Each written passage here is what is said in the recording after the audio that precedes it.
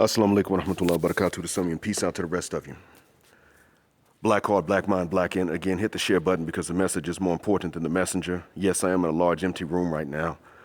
I am not, as Sola would say, I'm not traveling through the universe in my Millennium Falcon. I'm just in a big empty room at this point at the university because we're going to have an exam. I'll try to speak quickly, but not so quickly that you can't hear. Let me tell you what's going on right now.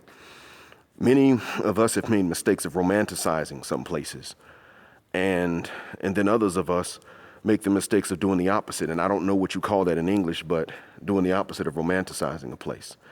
Gentlemen, the Middle East is not to be assumed the worst or romanticized. Neither one is going to be correct. In the Middle East, you don't have men standing on every corner with swords in their hands waiting to cut off the heads of women that get wayward. It's not that. In the Middle East, it's not okay to hit your wife, smack her around a little bit. But it's not okay for them to get out of pocket with you either. The other thing, too, is that in the Middle East, it is not all right to cheat on your wife just because you can marry 2, 3, or 4. You can marry 2, 3, or 4 in many cases. You need to be able to afford it. It's difficult. Most men don't do it. And most women will play games to make sure their husbands never are able to do it. That is true. A lot of women are unmarried because they're not willing to share. And a lot of them aren't willing to come off of their high horses when they're young.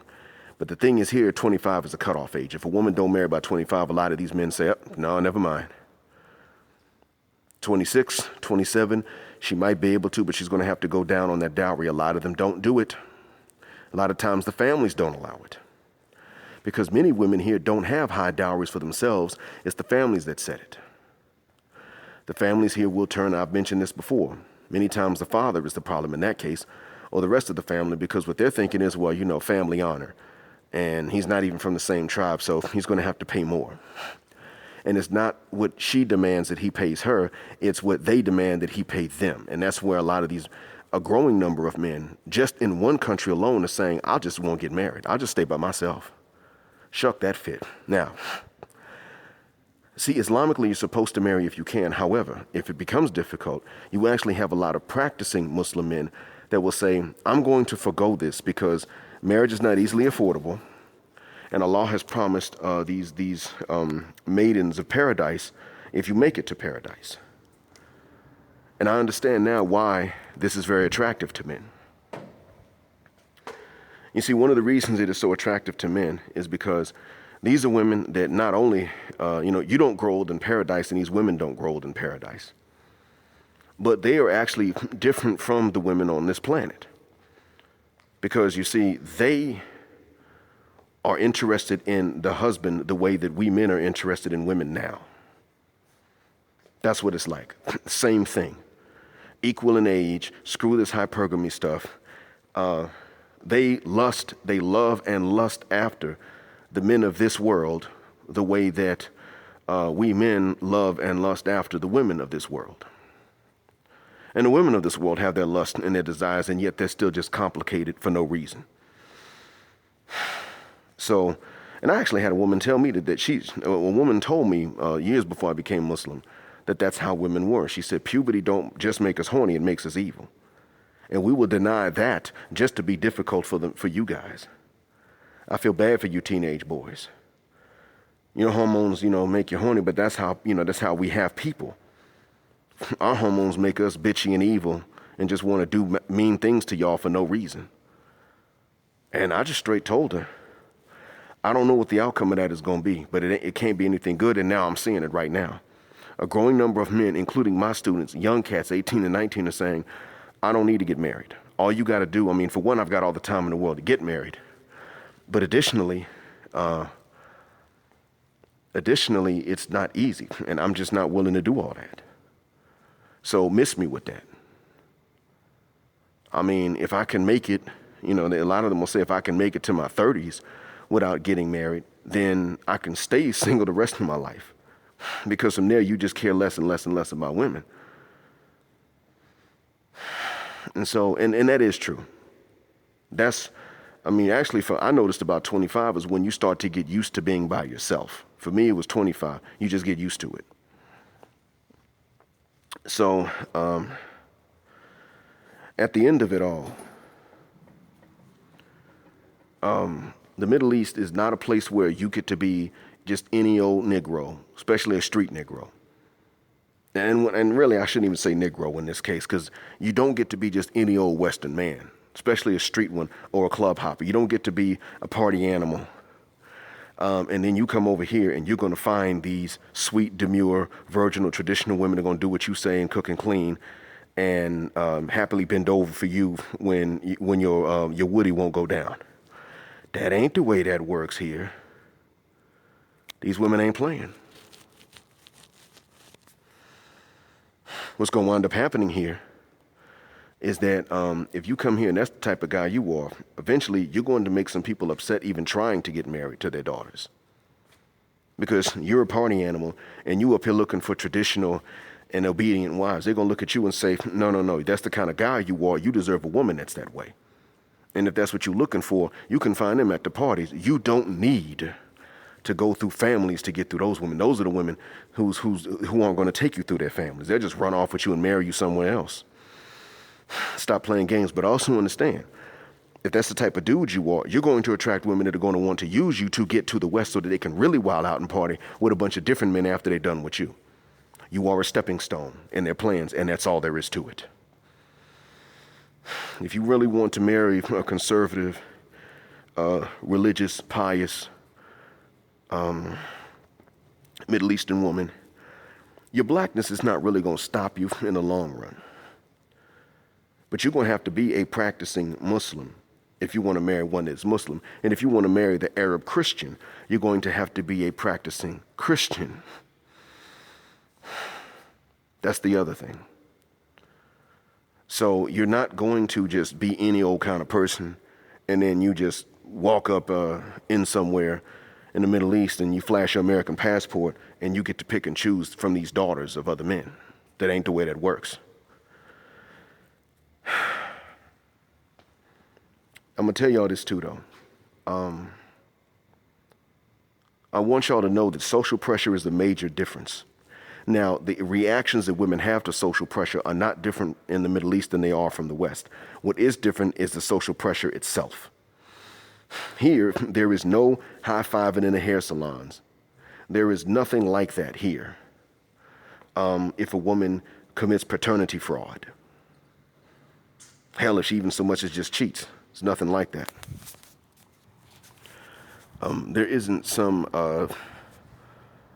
gain to be had because they did that. They're not going to get more rank or respect in the eyes of their peers because they play these games on their husband, especially if he's a decent man. That's not going to happen. So there's nothing for them to get from doing stuff like this. No, you just, slut, hoe, bitch, that's it. If you do stuff like that here and you get caught. Paternity fraud is not okay. So that's out. And it's okay to divorce a man. It is not okay to cheat on him, let alone have someone else's baby and then bring those babies to him to raise. That's not okay. That's not fine.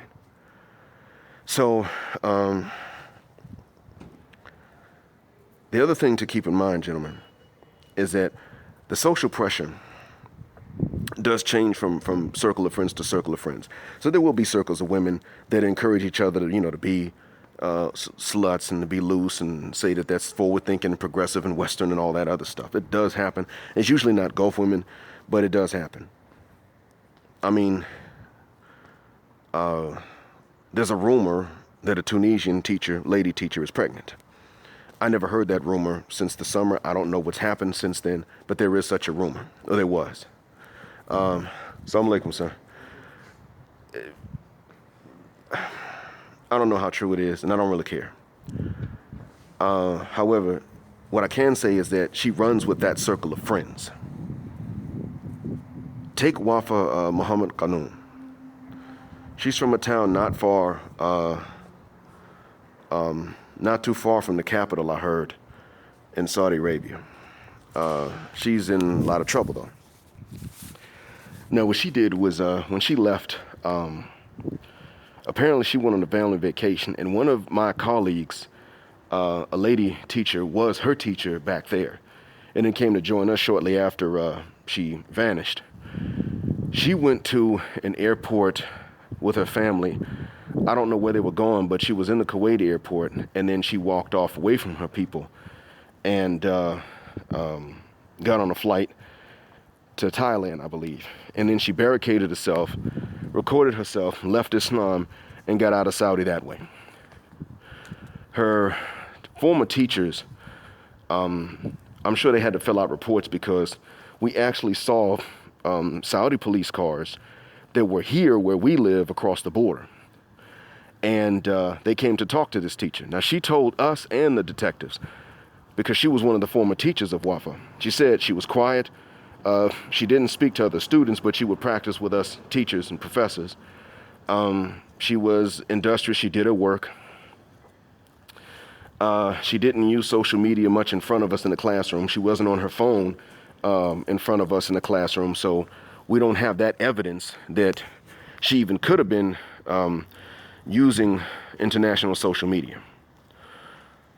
Because what they were trying to determine was her social pressure, her circle, where she got this from. Now, see, I understand why they did that, and I'm going to tell y'all why. See, since she has left, she has moved, as we all know, she now has refuge in Canada. Now, she left Islam. She's not like the other refugees that hold on to their religion, but they're trying to escape a war zone. She left Islam, and so Canada jumped on that and says like, oh, yes, women's rights, and we're going to take her in. And they did. I don't even know if she works. Aleikum salam. And she's up there drinking wine, and she's putting this on social media, by the way. She's uploading images of herself drinking wine, tearing that bacon up, and she has since become a single mom to a June bug. She's a baby mama now. Black Canadian fella, but he ain't Muslim. So I'm not tripping off of having a brother's baby. I'm tripping off of having not a brother's baby, meaning he's not Muslim. Some of you might think, well, her parents are really tripping because the baby's half black. No, the parents are tripping because she ain't Muslim and she done had a baby with a non-Muslim, not married. Now they got a grandchild they ain't never going to be able to meet because she's wanted. She can't come back to the Middle East because if she comes back to even a neighboring Gulf country, they're going to return her. So it's not going to be easy for her. And the family has to deal with all of this. But again, the question is going to be what influences to which someone subjects themselves. This type of thing can happen. I just want y'all to understand that. It's just not very likely. But even then, in order to enjoy the benefits of that not being likely, you got to be a certain type of guy. And that type of person is going to be a practicing Muslim or, in case you're trying to marry a Middle Eastern Christian, a practicing Christian. If you want to get the ladies that are going to be traditional and respectful, then that's what you're going to have to be. You don't get to be a party animal and then turn around and demand those type of ladies. It's not the way that works. Those marriages don't work out. And to be honest with you, one of the most common movie themes is of men who manage to finesse their way past families to marry such women while they themselves were not such men. And how those don't work. It's a common movie theme here. So anyway. Other thing I wanted to tell you is that, and I know that a lot of you PUAs and dating coaches don't like to hear me say this, but you niggas are wrong and I'm right. Over here, you got to be that kind of guy to get that kind of woman. Over there where you live and where I used to live, it's the opposite. You don't have to be just a manly man and, have game to get these. No, there's got to be something wrong with you to get attractive women with any kind of options. That's what has to happen. So, Assalamu alaikum. Shnah wailakum. Laisa maftu. So, I know you guys don't believe me when I say that, but that's really what it is. You guys are not going to want to admit this, but the fact is that you have to be a bad dude to get a good or a bad woman over there. Over here, you have to be a manly man, but to be a bad dude is not going to work in your favor. And this is not something a lot of you want to admit, I know. But it's very necessary to understand that. Because even in Brazil, one thing ladies aren't looking for is the guy with the tattoos and the felonies. That's known, and it's the same thing here. So, that being said, I'm going to leave it at that. I think I've explained enough, and I hope I've helped you all out. Before you romanticize or stereotype a place, it's good to understand that there will be differences, but to know exactly what they are, that's where you can only find out from someone that spent extensive time there. Thanks for listening. Black Heart, Black Mind, Black Out. Assalamu alaikum. And black heterosexual non-select male power, just because they don't like it. And patriarchy, black patriarchy, until extinction or judgment day.